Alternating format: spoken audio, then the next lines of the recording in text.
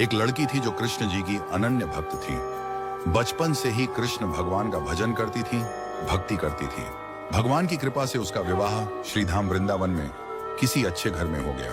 विवाह होकर लड़की पहली बार वृंदावन आई, पर नई दुल्हन होने की वजह से वह कहीं जा न सकी और मायके चली गई। और वह दिन भी आया जब उसका पति उसे लेने उसके मायके आया। अपने पति के साथ फिर वृंदावन पहुंच गई। पहुंचते पहुंचते उसे शाम हो गई।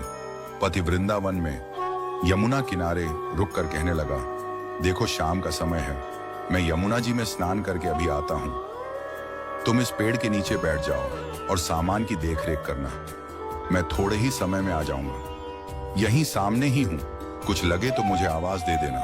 इतना कहकर पति गया और वह लड़की बैठ गई। लड़की वहीं बैठकर मन ही मन विचार करने लगी कि देखो बांके बिहारी जी की कितनी कृपा है। उन्हें मैंने बचपन से भजा और उनकी कृपा से मेरा विवाह भी श्रीधाम वृंदावन में हो गया। मैं इतने वर्षों से ठाकुर जी को मानती हूँ, परंतु अब तक उनसे कोई रिश्ता नहीं जोड़ा। फिर सोचती है ठाकुर जी की उम्र क्या होगी, लगभग 16 वर्ष के होंगे और मेरे पति 20 वर्ष के हैं। तो आज से ठाकुर जी मेरे देवर हुए। अब तो ठाकुर जी से नया संबंध जोड़कर लड़की प्रसन्न हुई और मन ही मन ठाकुर जी से कहने लगी, देखो ठाकुर जी, आज से मैं तुम्हारी भाभी और तुम मेरे देवर हो गए। अब वह समय कब आएगा जब तुम मुझे भाभी भाभी कहकर पुकारोगे। इतना सोच ही रही थी कि तभी एक 10 से 15 वर्ष का बालक आया और उस लड़की से बोला, भाभी भाभी। लड़की अचानक अपने भाव से बाहर आई और सोचने लगी कि वृंदावन में मैं तो नई आई हूं, ये भाभी कहकर कौन बुला रहा है। नई थी इसलिए घूंघट उठाकर नहीं देखा कि गांव के किसी बड़े बूढ़े ने देख लिया तो बड़ी बदनामी होगी। अब बालक बार बार कहता पर वो उत्तर नहीं देती। बालक पास आया और बोला, नेक अपना चेहरा तो दिखाए दे। ये सुनकर वो और कसकर घूंघट पकड़कर बैठ गई। फिर उस बालक ने जबरदस्ती घूंघट उठाकर देख लिया। थोड़ी देर में उसका पति आ गया। उसने सारी बात अपने पति से कही। पति ने कहा, तुमने मुझे आवाज क्यों नहीं दी। वो बोली, वह तो इतने में भाग ही गया था, बस मैंने उसका चेहरा देखा।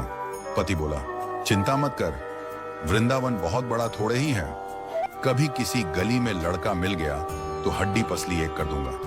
फिर कभी ऐसा नहीं कर सकेगा। तुम्हें कहीं दिखे तो मुझे जरूर बताना। फिर कुछ दिन बाद उसकी सास ने अपने बेटे से कहा, बेटा देख तेरा विवाह हो गया है, बहू मायके से भी आ गई है। तुम दोनों बांके बिहारी जी के दर्शन के लिए अभी तक नहीं गए हो। कल जाकर बहू को दर्शन करा कर ले आना। अगले दिन दोनों पति पत्नी ठाकुर जी के दर्शन के लिए मंदिर जाते हैं। मंदिर में बहुत भीड़ थी। लड़का कहने लगा, तुम स्त्रियों के साथ आगे जाकर दर्शन करो, मैं अभी आता हूं। अब वह आगे गई पर घूंघट नहीं उठा रही थी। उसे डर लग रहा था कि कोई बड़ा बूढ़ा देखेगा तो कहेगा नई बहू घूंघट के बिना घूम रही है। बहुत देर हो गई तो पीछे से पति ने आकर कहा, अरे बावली, बिहारी जी सामने हैं, घूंघट काहे ना खोले। घूंघट नहीं खोलेगी तो दर्शन कैसे करेगी।